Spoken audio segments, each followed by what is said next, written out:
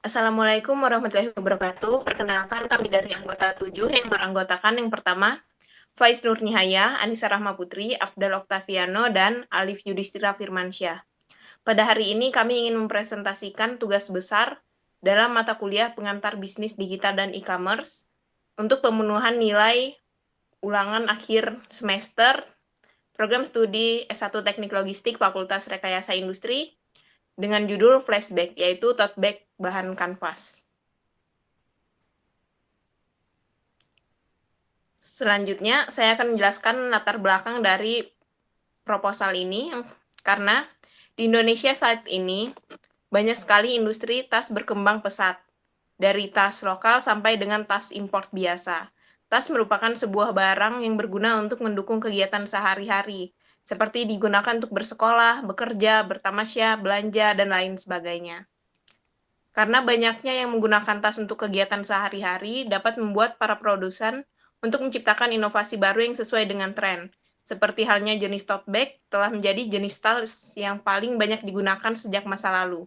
Alasan kepraktisan adalah salah satu penyebab mengapa jenis tas ini banyak digunakan di setiap kalangan.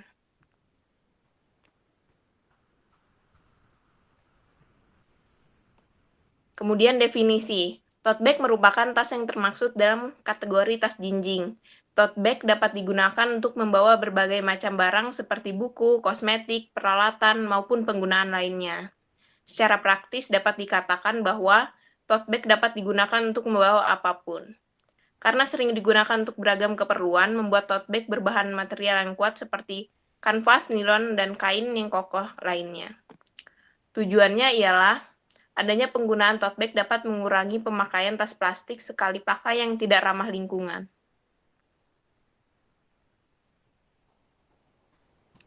Potensi bisnis produk ini memiliki peluang bisnis yang cukup menjanjikan, karena tote bag sedang marak digunakan di kalangan masyarakat dengan harga yang cukup terjangkau, namun dapat bertahan dalam jangka waktu yang panjang. Selanjutnya akan dijelaskan oleh teman saya. Analisa SWOT. Yang pertama yaitu strength. Terdiri dari produk memiliki desain yang menarik, lalu harga produk terjangkau oleh semua kalangan, produk tahan lama dan tidak mudah rusak. Proses pembuatan produk mudah, hubungan kerjasama dengan partner berjalan baik dan saling menguntungkan. Lalu yang kedua adalah weakness. Pembuatan produk terbatas karena kurangnya sumber daya manusia. Lalu proses produksi masih manual atau handmade, stok produk masih terbatas karena menggunakan sistem by request.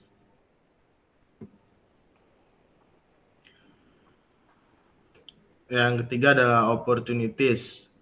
Terdiri dari potensi pasar yang cukup besar, membuka kesempatan kerja bagi masyarakat, ketersediaan bahan baku yang mudah didapatkan, produk dapat digunakan oleh semua kalangan dan umur. Dan yang terakhir adalah trade. Banyaknya pesaing yang memiliki produk yang sama, harus selalu update dan mengikuti minat pasar, harus selalu aktif dalam memasarkan produk agar banyak pelanggan yang berminat.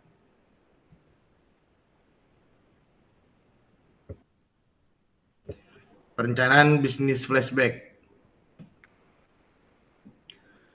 Target penjualan dari flashback dalam 1 bulan diharapkan mampu mencapai 300 piece tote bag, karena dalam 1 hari kami memproduksi 10 piece tote bag. Hal ini dikarenakan kami berusaha menjaga kualitas dan kuantitas produk yang kami pasarkan. Selanjutnya, pembiayaan flashback.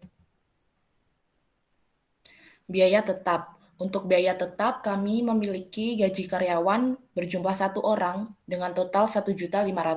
Yang kedua ada listrik 1 bulan 40.000. Yang ketiga transportasi 1 bulan 80.000. Yang keempat promosi 1 bulan 200.000. Dan yang terakhir peralatan seperti gunting, pensil, meteran masing-masing berjumlah 1 buah dengan total 12.000. Jadi untuk biaya tetap sejumlah 1.832.000. Biaya variabel per bulan. Yang pertama ada kain kanvas sejumlah 10 meter dengan harga per meternya 25.000, total 250.000.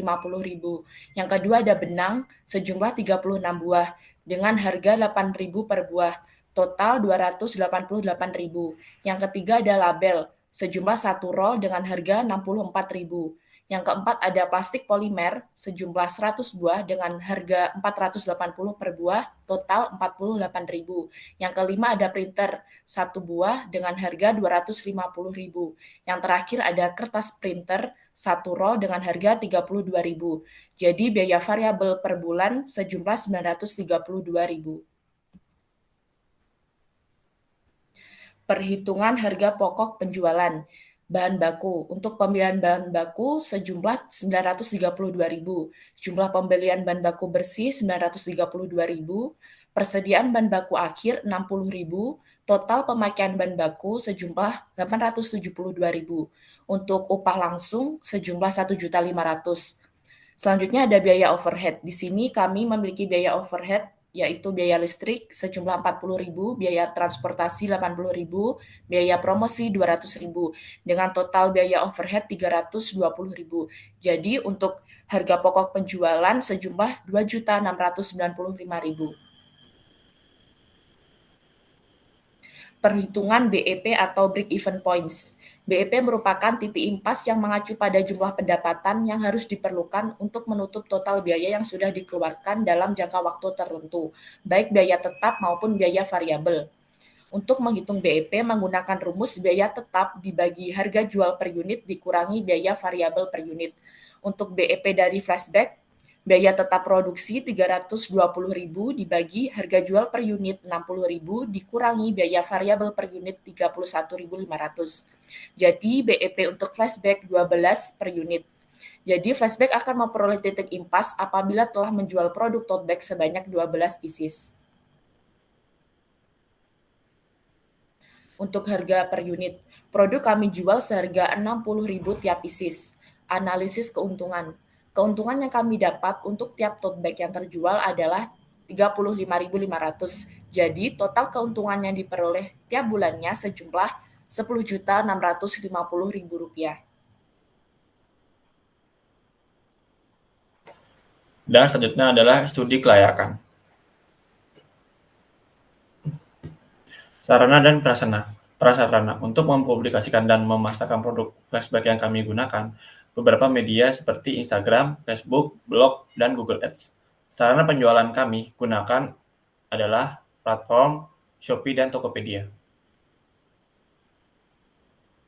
Sumber daya manusia. Kebutuhan SDM yang kami butuhkan cukup sederhana dan tidak terlalu banyak karena bisnis yang kami jalankan masih berskala kecil dan target kebutuhan kami pun masih terbatas. Yang pertama adalah staf produksi, staf administrasi, staf pemasaran, staf akomodasi, dan penjahit. Totalnya adalah 5 orang. Itu adalah pengembangan SDM. Untuk mengembangkan sumber daya manusia yang kami lakukan guna meningkatkan mutu dan pelayanan, maka kami merencanakan pengembangan SDM, yaitu 1. Menambah jumlah karyawan apabila adanya peningkatan jumlah pelanggan. 2. Menambah jumlah gaji sesuai dengan peningkatan bisnis saat itu. 3. Memberikan bonus kepada karyawan. 4. Memberikan cuti bagi karyawan. 5. Menciptakan suasana kerja yang nyaman.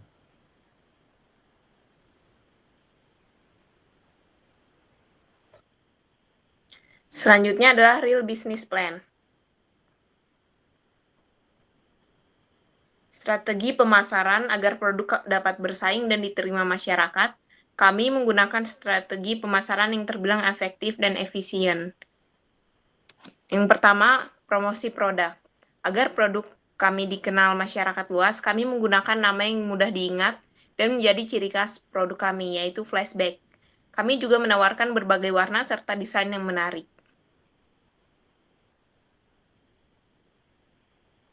Yang kedua, pengembangan wilayah pemasaran. Untuk saat ini, kami memasarkan produk flashback ke berbagai daerah yang ada di Indonesia, dan ke depannya kami merencanakan pemasaran produk hingga ke luar negeri.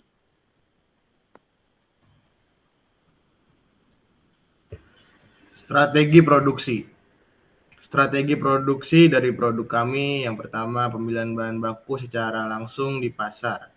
Dan yang kedua, bahan baku disiapkan secukupnya, jika persediaan menipis akan disiapkan lagi. Dan yang ketiga, proses produksi akan dilakukan oleh penjahit, mulai dari proses pengukuran bahan baku, pemotongan sesuai pola, hingga proses menjahit pola.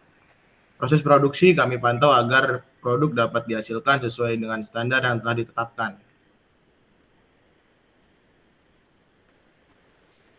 Analisis resiko usaha dan antisipasi. Resiko usaha yang bisa mengancam, pertama, banyaknya pesaing yang menjual produk yang sama. Yang kedua, harga bahan baku yang tidak stabil. Dan yang terakhir, kegagalan dalam proses produksi. Antisipasi resiko usaha. Yang pertama, kami membuat produk tote bag yang mempunyai ciri khas dengan desain yang tidak pasaran. Dan yang kedua, kami akan mencari supplier bahan baku yang lebih murah namun tidak mengurangi kualitas produk. Dan yang terakhir, kami menggunakan penjahit yang kompeten dan jujur agar meminimalkan kegagalan yang mungkin terjadi. Selanjutnya, struktur organisasi dari flashback.